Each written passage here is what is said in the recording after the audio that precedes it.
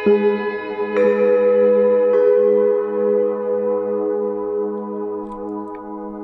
के सवाल में आज उन मनों का स्वागत है जो भगवान से बेहद नाराज हैं और नाराज भी उस सीमा तक जाकर हो गए कि भगवान से विश्वास ही उठ गया।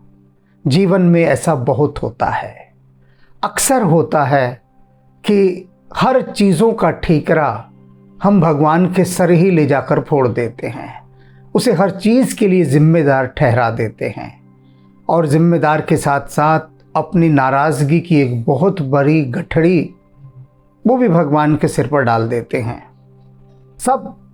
सब कुछ जो विष है भीतर का सब भगवान पर उगल देते हैं। आज ऐसे ही एक अशांत मन का प्रश्न है और यह सवाल शायद हम सबका ही है। सुनते हैं सबसे पहले सवाल और फिर इसके उत्तर की यात्रा पर हम चलेंगे। नाम गुरुजी, मैंने ना आपका वीडियो ना यूट्यूब पर देखे थे, जिसके बाद मेरे को बहुत संतुष्टि मिली उसको सुनने के बाद। गुरुजी, मैं तो आपसे ये पूछना चाहती थी कि भगवान को इतना मानते हैं हम लोग। मेरी मम्मा शिवलिंग की सफाई करती है, शिव जी भोले की सेवा करती है। हम लोग रोज़ मंदिर जाते हैं, हनुमान मंदिर जाते हैं हर मंगलवार। ठीक है, हम वो कौन सी चीज़ें जो हम भगवान को नहीं मानते, लेकिन हम फिर भी हमारे साथ फिर भी इतना बुरा हो रहा है कि मेरी की शादी हुई है कि उसकी शादी को अब 7 मंथ हो गया है, उसकी बात तलाक पर आ चुकी है। हमारे इतने पैसे फंस चुके हैं, 28 लाख हमारा फंस चुका है। हमारा तो भगवान से ऊपर से हम क्या करें, भगवान के ऊपर से विश्वास ही उठ रहा है, हम क्या करें, हमें कुछ समझ नहीं आ रहा। आपकी बातों के सुनने के बाद तो मुझे ऐसा लगा कि हाँ, मैं आपकी बातों के सुनने संतुष्टि होती है। मेरे को रात भर नींद नहीं आती। मैं लवली शर्मा पंजाब के गांव से हूँ, मानसा से। हम दिन रात मंदिर जाते हैं। मैं ऐसे नहीं कहते भी हाँ हम ब्राह्मण होकर हमें मंदिर जाना चाहिए, ठीक है, बट जो हमारे रिलेटिव मेरे जो नहीं जाते ना मंदिर, उनके बच्चे आज इतना ज़्यादा कामयाब हैं। हम लोग फिर भी पीछे हैं। वो इतना ज़्यादा लोगों का माड़ा करते हैं, हमारे लिए इतना बुरा सोचते हैं, फिर भी भगवान उनको कामयाब बना रहा है। हम पीछे से और पीछे ही रह रहे हैं। हमारे पास हमारे घर का खर्चा चलाने के लिए भी पैसे नहीं होते। कभी कभी तो इस टाइम भी मेरे घर पे ओनली सिर्फ 5 रुपये हैं। और जो बुरा करते, जो कभी भगवान के आगे माथा भी नहीं टेकते, उनके बच्चे आज कामयाब हैं। क्या भगवान ऐसा किसी में क्यों इतना फर्क करता है? प्लीज़ बताइए मेरे को। तुम्हारे प्रश्न के एक एक बिंदु को मुझे उठाकर चलना होगा, तभी तुम इस बात को समझ पाओगी। सबसे पहले तुमने कहा है हम भगवान की इतनी पूजा करते हैं पर भगवान हमारा साथ नहीं देता, हमारा तो भगवान से विश्वास ही उठ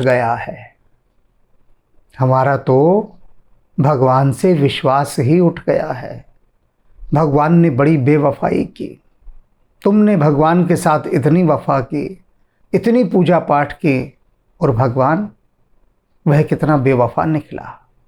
एक किस्सा सुनाता हूँ, उससे हमें पता लग जाएगा कि भगवान पर से विश्वास क्यों उठ जाता है। एक बहुत गरीब आदमी और बहुत विद्वान, गरीब के साथ साथ विद्वान भी, और हमेशा गरीबी में पिसता रहा। हमेशा खाने को भी उसके पास कुछ न था। उसने एक दिन सोचा कि चलो जो महाजन है उसके पास जाता हूँ, कुछ कर्ज ले आता हूँ, जाकर थोड़ा बहुत कर्ज मिल जाएगा तो शायद उससे कुछ गुजारा हो जाए। गया महाजन के पास। महाजन अपनी गद्दी पर बैठा शान से हुक्का गुड़गुड़ा रहा था, पान खा रहा था और बात कर रहा था किसी से। तहजीब नाम की चीज़ नहीं, बातों में 10 गालियां दे, उल्टे सीधे ढंग से बात करे, अहंकार से भरा हुआ, पान से मुंह लाल और रह रहकर पान को थूक रहा था। किसमें? पीकदान में। पीकदान होता है एक डस्टबिन, एक प्रकार का, जैसे डस्टबिन होता है ना, कूड़ादान होता है, ऐसे पीकदान। क्योंकि पान खाने के बाद जो उसकी पीक होती है वो कहीं थूकनी पड़ती है, तो उसके लिए वो उसने अपने साथ एक पीकदान रखा हुआ था।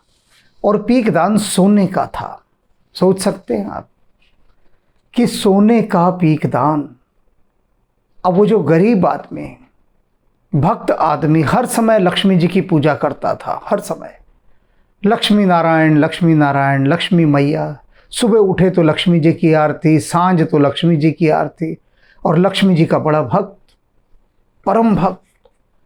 अब उसने देखा कि ये जो महाजन है ये पान खा रहा है और बार बार थूक रहा है सोने के पीकदान में।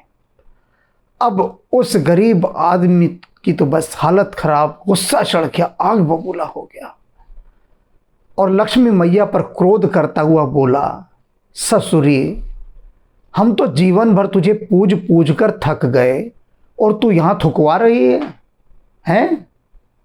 भाड़ में जा तू, आज के बाद हम तेरी पूजा ही नहीं करेंगे। और उठकर आ गया। और वो महाजन देखता रहा कि हुआ क्या, इसने किस पर इतनी नाराजगी, किस पर गुस्सा प्रकट किया। बाहर आ गया और लक्ष्मी मैया से नाता तोड़ लिया।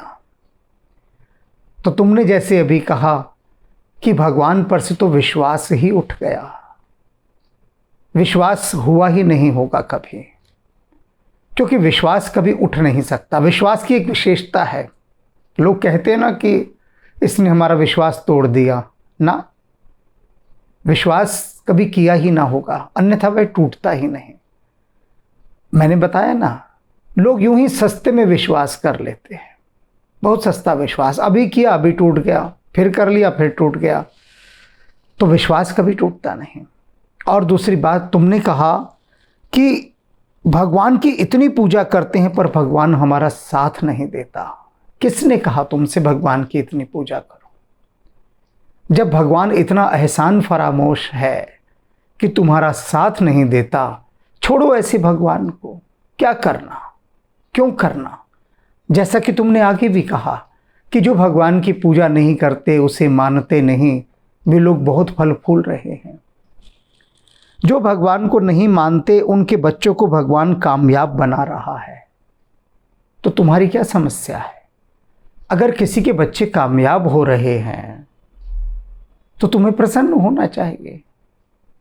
तुम क्या चाहती हो कि जो भगवान को नहीं मानता उसके बच्चे बर्बाद हो जाएं, आबाद ना हो, पिछड़े रहें, और सिर्फ उन्हीं के बच्चे कामयाब हों जो भगवान को मानते हैं? तुम्हारे कहने से तो साउंड तो यही निकल कर आ रही है, यही ध्वनि निकल कर आ रही है कि जो भगवान को नहीं मानता वो ऐश करता है। बात ठीक है, कारण क्या, इसे भी जान लो। भीष्म पितामह शरशैया पर लेटे हैं, बाणों की सेज सजी हुई है, उस पर लेटे हैं, और नयनों में अश्रु भरे हुए हैं। युधिष्ठिर, अर्जुन, भीम, नकुल, सहदेव, द्रौपदी, भगवान कृष्ण, ये सभी उनसे मिलने जाते हैं। भीम कहता है भगवान कृष्ण से कि हमने तो सुना था भीष्म पितामह बड़े वीर हैं, और ऐसे वीर हैं जो मृत्यु से भी नहीं डरते, और इस समय मृत्यु को देखकर इनकी आंखों में आंसू आ रहे हैं। तो भगवान कृष्ण कहते हैं, पहले जान तो लो, क्यों व्यर्थ में अपनी बुद्धि को घुमा रहे हो? पहले उनके पास जाकर पूछ तो लो कि पितामह, आपकी आंखों में अश्रु किस दुख के कारण हैं, किस दुख के कारण?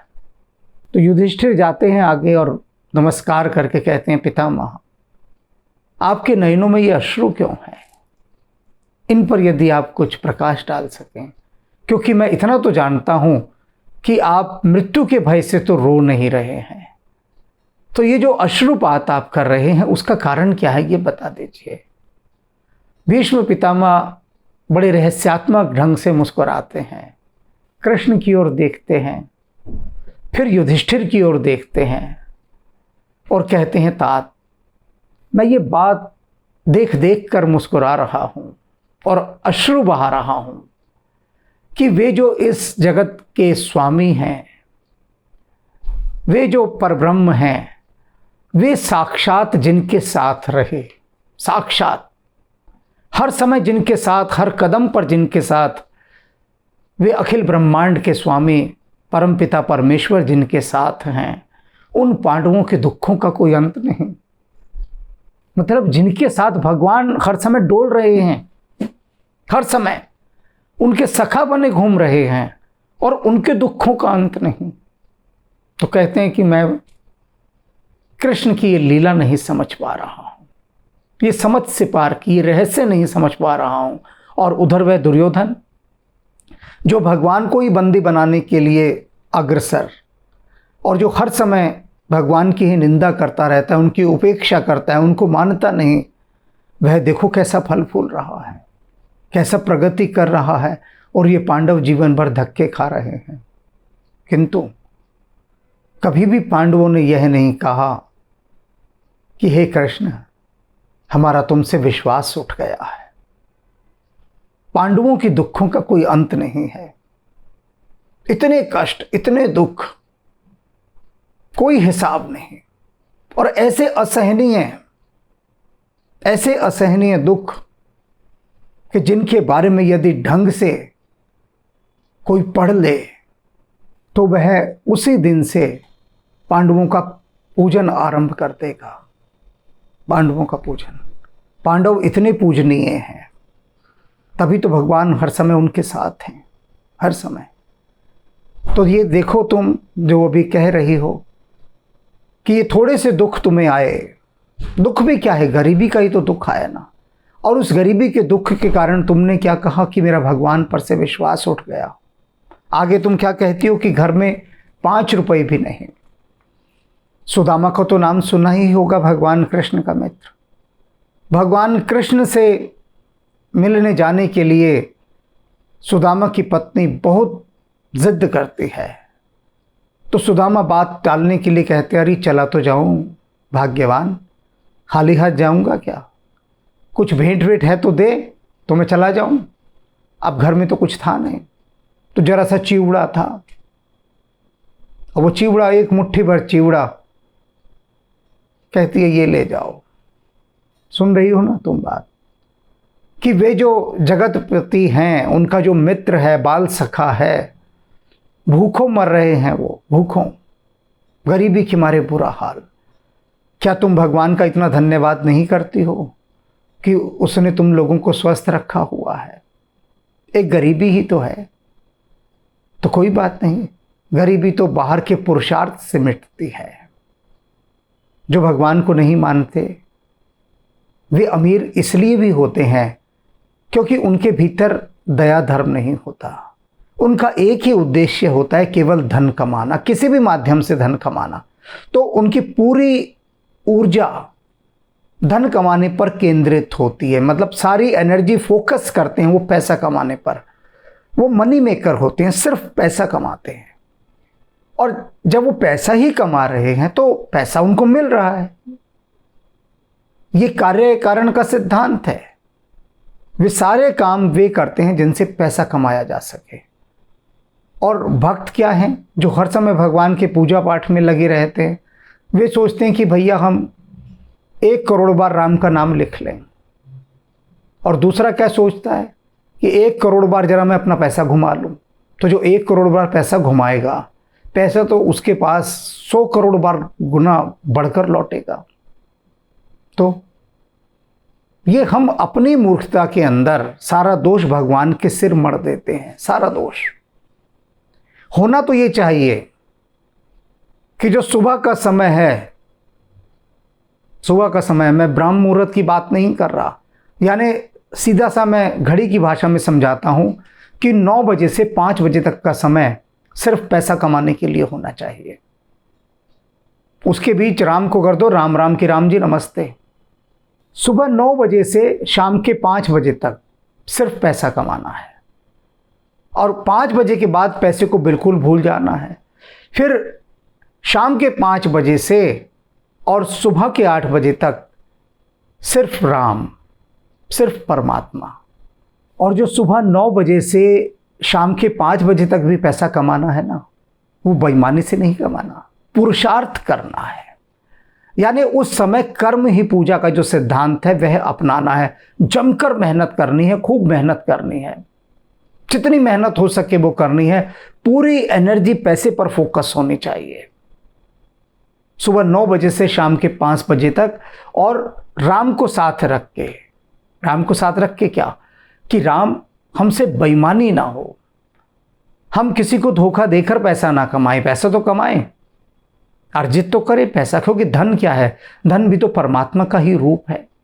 नारायण हो गए और लक्ष्मी हो गई, लक्ष्मी नारायण, राम हो गए और सीता हो गई। तो जो श्री जानकी जी हैं वे श्री लक्ष्मी जी का ही तो रूप है, तो हम कैसे उनकी उपेक्षा कर सकते हैं। लेकिन भक्त क्या करते हैं, भक्त सिर्फ राम को पकड़ लेते हैं, वो कहते हैं नहीं राम को पकड़ो सीता जी को छोड़ो। अरे सीता जी ही तो श्री हैं, वही तो श्री लक्ष्मी हैं, उनको कैसे छोड़ो भाई, हैं। अरे सीता जी को प्रसन्न कर लिया तो राम तो अपने आप प्रसन्न हैं। अगर सीता जी राम जी से कुछ कह देंगी तो है राम जी की हिम्मत टाल दें, हैं ना। राम जी नहीं टाल सकते सीता जी की बात, वे सीता जी से इतना प्रेम करते हैं और सीता जी के तो वे संकेतों को समझते हैं। तो मैं तुम्हारे मन की पीड़ा, मन के भाव, मन की दुविधा सब समझ रहा हूं, और मैं यह भी जान रहा हूं कि तुम भगवान से नाराज नहीं हो, ना ही तुम्हारा भगवान से विश्वास उठा है। लेकिन भक्त के मन की एक स्थिति ऐसी आ जाती है कि जब वह देखता है कि चारों तरफ से वह दुखों से ही घिर गया और उसके दुखों का अंत नहीं हो रहा, और अन्य लोग जो उन्हें सता रहे हैं। अब तुमने एक बात और कही कि हमारे लिए बहुत सारे लोग माड़ा सोचते हैं, उनको माड़ा सोचने दो, बुरा सोचने दो, उनके सोचने से तुम्हारा बुरा नहीं होगा। तुमने कहा कि जो हमारे लिए माड़ा सोचते हैं वे फल फूल रहे हैं, भगवान ऐसा क्यों करता है कि हमारा साथ नहीं देता, उनका साथ देता है जो उनका उसके आगे माथा भी नहीं टेकते। कोई बात नहीं, जो तुम्हारा बुरा सोच रहे हैं, माड़ा सोच रहे हैं, वे यदि फल फूल रहे हैं तो अब ऐसे में तुम्हें क्या करना चाहिए, तुम्हें उनके सौभाग्य को सराहना चाहिए कि आप सभी कितने सौभाग्यशाली हैं, परमात्मा के कितने प्रिय हैं कि देखिए आप उनको मानते तक नहीं, उनकी उपेक्षा करते हैं, हम सबका बुरा सोचते हैं, लेकिन फिर भी परमात्मा आपसे कितना प्रसन्न है। सच में आप बड़े सौभाग्यशाली हैं। और जब ये भाव आ जाएगा, जब ये भाव आ जाएगा, उसके बाद आपका मन परमात्मा के प्रति शिकायत से नहीं भरेगा, क्योंकि वह तो शुद्ध हो गया, निर्मल हो गया। अनेक लोगों को मैंने देखा अमीरों को गालियां देते हैं, और उसको गालियां देने का एक ही कारण है कि वे खुद गरीब हैं। तो एक जेलेसी होती है, एक तड़प होती है अमीर आदमी को देखकर कि इसके पास इतना क्यों है, क्यों है इसके पास, क्यों ये इतने सुख से रह रहा है। तो ये तकलीफ उसके भीतर जहर भरती जाती है। ऐसा कदापि नहीं होना चाहिए, कदापि नहीं। मैं तो जब भी किसी बहुत धनी व्यक्ति को देखता हूं, बहुत ही धनी, तो एक ही भाव मन में आता है कि निश्चित रूप से इसने पूर्व जन्मों में कुछ ऐसे पुण्य किए होंगे, कुछ ऐसे धर्म के काम किए होंगे कि परमात्मा ने कहा जा तुझे भोग योनि देता हूं, खूब भोग, जितना भोग सकता है भोग, और उसको ये भोग योनि दे दी। अब यहाँ पर क्या है, अनेक ऐसे धनवान भी हैं कि जिनके पास बेहिसाब पैसा है, लेकिन फिर भी उनकी नीयत भोग वाली नहीं है, योग वाली है। तो जो पैसा है वो उनके मार्ग की बाधा ना बन के उनके मार्ग की सीढ़ी बन जाता है। वे इस धन के माध्यम से और ऊंचाइयों पर पहुंच जाते हैं, अध्यात्म की और ऊंचाइयों पर। तो ये बात भी ध्यान रखो कि जिसको परमात्मा ने बहुत धन और बहुत बड़ा पद दिया है, रुतबा दी, शोहरत दी, पैसा दिया, परमात्मा समझ लीजिए उसकी एक बहुत बड़ी परीक्षा ले रहा है, बहुत बड़ी परीक्षा। और ऐसी परीक्षा, कल मैं रामचरितमानस में पढ़ रहा था कि तुलसीदास जी कह रहे हैं कि मैंने, वेद कह रहे हैं कि हमने बड़े बड़े उच्च पदों पर पहुंचे हुए लोगों को नीचे गिरते देखा है, पतन होते देखा है, क्योंकि वे राम को बिसरा चुके थे, भूल चुके थे। राम उन सौभाग्यशाली लोगों को एक अवसर देता है माया से घेर कर, क्योंकि धन माया का सबसे प्रत्यक्ष रूप है जो सामने दिखाई देता है। तो पूर्व जन्म की पुण्यात्माओं को राम इतना पैसा देकर भेजता है, इतना दल बल शोहरत देकर भेजता है कि वे बरगला जाएं, पगला जाएं और उसे भूल जाएं और उनका पतन हो जाए। तो ये माया अपना खेल खेलती है, ये माया का खेल है। इस खेल के भीतर आपको अपने मन की माया को समझना है कि आपके आसपास जो भी धनी हैं, समृद्ध हैं, आपसे आगे गए हुए हैं, चाहे वो चोर हैं, बेईमान हैं, धोखेबाज हैं, भगवान को नहीं मानते, जिन्हें हम दूसरे अर्थों में कह देते हैं कि तो नास्तिक लोग हैं, गहरे अर्थों में नहीं, गहरा अर्थ तो मैं कई बार बता चुका हूँ, लेकिन सीधी सी बात कि जो लोग भगवान की परवाह तक नहीं करते और खूब पैसे वाले हैं, उनको देखकर मन में किसी प्रकार की घृणा, ईर्ष्या, द्वेष, जहर यह नहीं भरना है। क्योंकि अगर ये भर दिया तो फिर आपका पतन हो जाएगा, आपका पतन। आपका मन निर्मल कैसे होगा? तब होगा कि जब इन सारे विरोधाभासों के बीच भी आप अपनी भक्ति को स्थिर रख पाते हैं, परमात्मा में मन लगा पाते हैं। ये मैं एक प्रयोग दे रहा हूँ। जिन लोगों की चर्चा अभी तुमने की है कि जो तुम्हारे लिए माड़ा सोचते हैं, बुरा सोचते हैं, तुम उनके बारे में अच्छा सोचने लगो। एक बार प्रयोग करो, उनको प्रेम की दृष्टि से देखो और कहो कि हे रब, हे परमात्मा, हे राम, क्या तेरी लीला है। कितने सौभाग्यशाली हैं ये लोग कि जिन पर तूने अपने आशीर्वाद की छाया रखी। निश्चित रूप से हमारे इतने अच्छे कर्म नहीं हैं, हमने अवश्य ही कुछ न कुछ ऐसे कर्म किए होंगे कि तेरी कृपा अभी तक हमें प्राप्त नहीं हुई है। तो कोई बात नहीं, इनके बच्चों पर, इन पर तेरी कृपा है, हम तेरी उस कृपा को नमस्कार करते हैं।